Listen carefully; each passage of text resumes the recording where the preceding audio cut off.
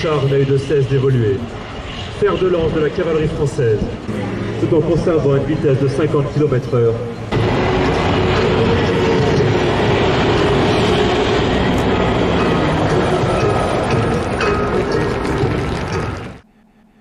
(1916년) 1차 대전이 한창 진행되던 시기 참호전을 수행하고 있던 독일군은 지금까지 보지 못했던 새로운 유형의 무기를 목격하게 됩니다. 거대한 무한궤도가 장착된 이 무기는 철조망과 참호도 쉽게 건넜으며 겉에는 장갑이 둘러져 있어 아무리 총을 쏘아도 멈추지 않고 진격해 왔습니다. 이것이 바로 영국이 개발한 세계 최초의 전차 마크 1입니다. 사실 이 당시 프랑스군도 전차를 한창 개발하고 있었습니다. 프랑스 최초의 전차 슈나이더는 영국군의 전차와 달리 궤도가 밑부분에 있고 상부는 사각형의 장갑 구조로 되어 있었으며 독일군의 철조망을 파괴하기 위해 전방에는 콧불소를 연상시키는 구조물이 장착되었습니다. 이렇게 철조망 파괴가 주 목적이었던 슈나이더는 사거리 600m의 75mm 포를 전차의 측면에 장착해야 했습니다. 하지만 이 전차는 내부에서 외부의 상황을 관찰하기 어렵고 주포 발사 후 공기 순환이 잘 되지 않아 승무원들은 불만을 나타냈습니다.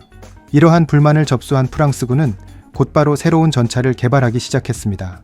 생샤몽이라 불린 이 전차는 무게가 23톤에 달했으며 주포를 전방 중앙에 배치해 이전 슈나이더보다 공격력을 높였습니다.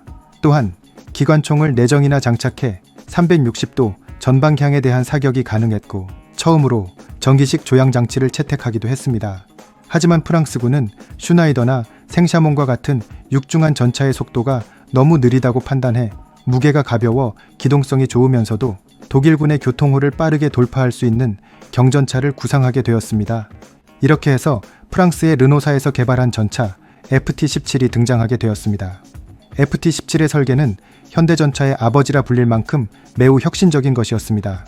먼저 360도 회전하는 포탑을 적용해 어느 방향으로든 사격이 가능했고 전차장은 이 포탑에서 외부 상황을 상세히 관찰할 수 있었습니다. 또한 차체 후방에 엔진실을 두어 소음과 발열이 줄어들었고 화재 발생 시 승무원들을 보호할 수도 있었습니다. 이렇게 혁신적인 FT-17은 전 세계 여러 나라로 수출되었으며 무려 4,500여 대가 생산되기도 했습니다. 1차 대전에서 승리한 프랑스는 이후 전차 개발에 크게 신경을 쓰지 않고 있다가 1940년 독일군에게 나라를 빼앗기는 치욕을 맛보게 되었습니다. 2차 대전이 끝난 후 프랑스는 다시 전차 개발에 박차를 가했습니다. 당시 프랑스는 전 세계에 산재해 있는 자신들의 식민지를 관리해야 할 필요성이 있었는데 그러기 위해선 수송이 어려운 중전차보다는 무게가 가벼운 경전차를 개발하는 것이 효용성이 높을 것이라고 판단했습니다. 이렇게 개발된 AMX-13은 무게가 13톤 정도였으며 270마력의 엔진을 장착했음에도 불구하고 60km의 속력을 낼 수 있었습니다. 주포는 75mm 포를 장착했는데 이후 개량을 통해 105mm 포를 장착하기도 했으며 SS-11이라는 유선 유도식 대전차 미사일로 최대 3,500m 떨어진 적 전차를 격파할 수 있었습니다. 무엇보다 AMX-13의 가장 큰 특징은 세계 최초로 리볼버식 자동장 전장치를 장착했다는 것으로 이로 인해 분당 12발의 포탄을 발사할 수 있었으며 승무원도 3명으로 줄일 수 있었습니다. 비록 경전차이긴 하지만 워낙 성능이 좋았던 이 전차는 전 세계 25개국에 수출되었으며 총 7,700여 대가 생산되었습니다.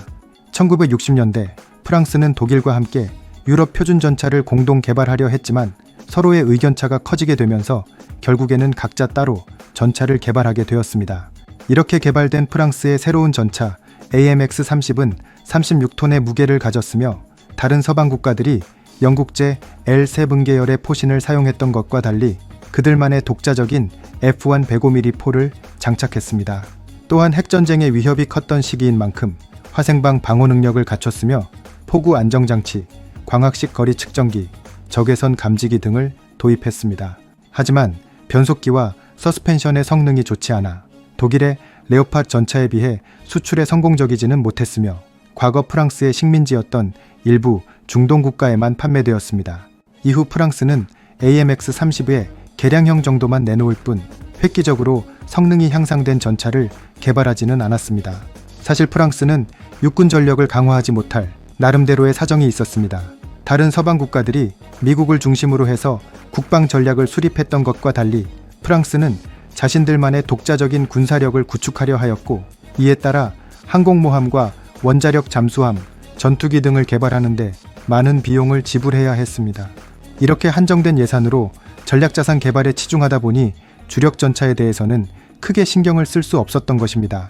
1982년 레바논 전투에서 이스라엘군이 시리아군의 T-72 전차를 노획하자 서방 국가들은 이 전차의 성능을 면밀히 조사하기 시작했습니다. 조사 결과 T-72의 125mm 활강포에서 발사되는 철갑탄은 서방 전차들의 장갑을 쉽게 관통할 수 있으며 방어력에 있어서도 초창기 M1이나 레오파드2 전차보다 강력한 것으로 평가되었습니다. 결국 미국은 M1 전차를 위한 열화 우라늄 장갑과 열화 우라늄탄을 개발했으며, 독일도 레오파드2의 장갑을 강화하고 이스라엘로부터 관통력이 우수한 철갑탄을 수입해야 했습니다.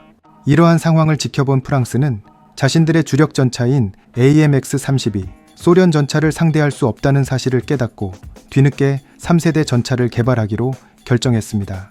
이렇게 1993년부터 실전 배치되기 시작한 프랑스의 새로운 주력 전차는 르클레르로 명명되었습니다. 그럼 르클레르의 세부적인 성능에 대해 알아보겠습니다. 먼저 기동력입니다.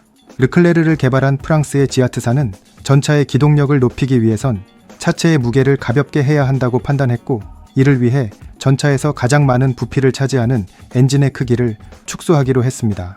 이렇게 해서 개발된 V8X1500 엔진은 기존 디젤 엔진에 비해 크기를 40%가량 줄였으며, 그러면서도 1500마력의 출력을 발휘할 수 있었습니다.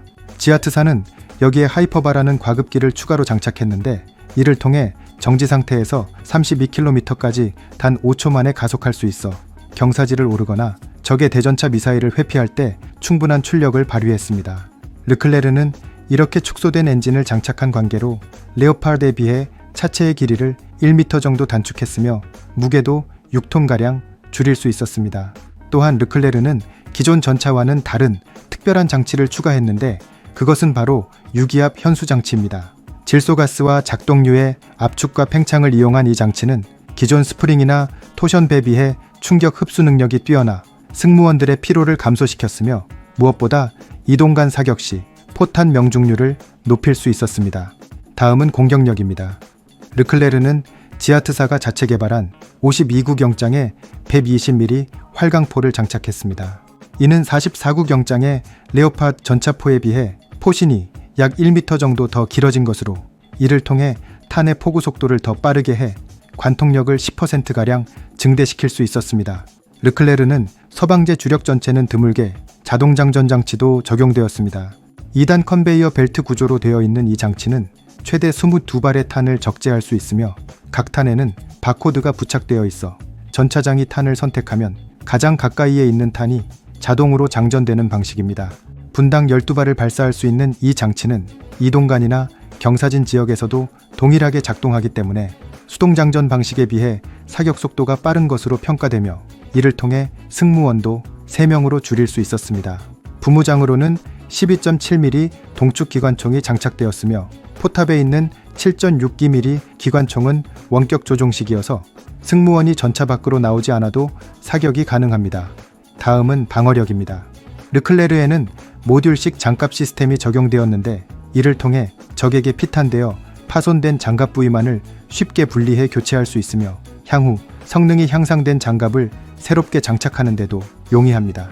포탑 후방에 설치된 갈릭스 시스템은 연막탄 발사기로 가시광선뿐만 아니라 적외선과 레이저 모두에 대해 차폐 효과를 낼 수 있으며, 이를 통해 약 30초 동안 전차를 보호할 수 있습니다. 또한 이 발사 장치는 적 보병을 제압하는 파편탄이나 시위 진압을 위한 최루가스도 발사할 수 있습니다. 이렇게 르클레르는 3세대 전차가 갖추어야 할 모든 조건을 충족하고 있는데, 여기에 다른 전차에는 없는 특별한 장비가 추가되어 있어 사람들은 이 전차를 최초의 3.5세대 전차라 부르고 있습니다. 그 장치는 바로 디지털 정보관리 시스템입니다. 베트로닉스라 불리는 이 시스템은 아군과 적군의 위치, 탄약 및 연료 보유량, 차량의 데미지 정도를 탐지해 승무원에게 자동으로 알려주는 역할을 합니다. 또한 각 전차는 네트워크로 연결되어 있어 상호 정보 교류가 가능하고, 지휘관은 이러한 정보들을 취합해 부대를 통합적으로 지휘할 수 있습니다.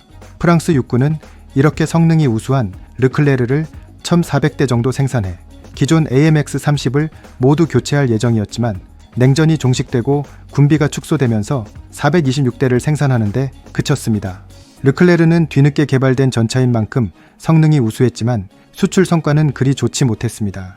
이미 독일의 레오파드 전차가 시장을 모두 선점한 상태여서 아랍에미리트에 434대를 판매한 것이 전부이며 이마저도 엔진은 독일제 MTU-883을 장착해야 했습니다.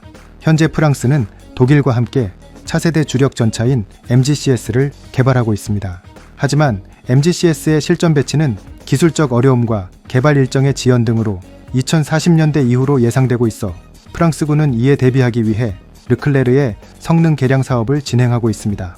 스콜피온이라 불리는 이 사업의 핵심은 르클레르에 적용된 베트로닉스 시스템을 확장하는 것인데 기존에는 연대급 이하의 소부대에서만 네트워크 교전이 가능했던 반면 개량 이후에는 4단급 이상의 대부대에서도 통합 지휘가 가능하도록 하는 것입니다. 이를 위해 전차 상호 간의 정보 교환뿐만 아니라 무인기와 항공기, 그 밖에 각종 무기 체계와의 네트워크를 통해 지휘 범위를 확장했습니다. 개량형 르클레르는 방어력과 공격력도 더욱 향상시킬 계획입니다. 먼저 아주르라는 증가장갑 키트를 적용해 그동안 취약했던 측면과 후면의 방어력을 개선했고 대전차 지뢰에 대비해 차체 하부도 강화했습니다. 다만 현대전에서 필수적으로 여겨지는 하드킬 능동 방어 체계는 장착하지 않기로 했는데 이것은 프랑스 육군의 전투교리에 따르면 전차와 보병 간의 거리가 가까운 편이어서 능동 방어 체계의 폭발물 파편에 의한 피해가 예상되기 때문입니다. 그리고 현재 개발되고 있는 MGCS에는 하드킬 능동 방어 체계가 장착될 것이기 때문에 그 사이 임시적으로 운용될 개량형 르클레르에까지 고가치의 방어 체계를 장착하기 어렵다는 이유도 있습니다. 하지만 프랑스는 르클레르의 전자제밍 장치만큼은 장착하기로 했습니다. 프랑스의 방산 기업 탈레스사에서 개발한 이 장비는 20에서 6000 MHz 대역에서 작동하는 광대역 스마트 제머로 적 무인기나 급조 폭발물에 대한 격발 신호, 무선 통신 등을 무력화시키는 역할을 합니다. 르클레르 개량형에는 IM-3M과 샤드라는 신형탄이 적용되는데 IM-3M은 보병 지원용 다목적 고폭탄으로 장갑차와 건물, 견고한 엄체호 등을 격파하는 데 사용됩니다. 또한 발사 순간 신관 조절을 통해 목표물 상공에서 폭발하게 하거나 건물 내부로 들어가 폭발해 적에게 치명적인 피해를 입힐 수 있습니다. 샤드는 신형 날개 안정 분리철 갑탄으로 탄재 새로운 물질을 적용해 관통력을 20% 향상시켰으며 보다 긴 사거리와 높은 명중률을 자랑합니다. 그리고 포탑에는 원격 조종이 가능한 12.7mm 중기관총을 추가로 장착해 저가치 표적에 대한 화력을 더욱 높일 계획입니다. 르클레르 전차, 2차 대전 이후 전차 개발에 신경을 쓰지 못했던 프랑스는 다른 국가들보다 늦게 3세대 전차를 개발하게 되었지만 그만큼 최신 기술이 적용되어 최초의 3.5세대 전차라는 명칭을 얻게 되었습니다. 이 전차에 적용된 각종 신기술들은 우리나라의 K2 전차에 그대로 이전되었으며 여러 서방 전차의 개량 사업에도 상당한 영향을 미쳤습니다. 비록 비싼 가격으로 인해 수출 실적은 좋지 못했지만 향후 미래 전차가 개발되기 전까지는 프랑스 육군의 자존심으로 계속 남을 예정입니다. 이상으로 마치겠습니다. Le char est un des maillons essentiels de cette politique. Le char Leclerc, en 1991, sera capable à la fois de percer tous les chars existants sur le champ de bataille, mais également sera susceptible de répondre aux menaces des agresseurs adverses.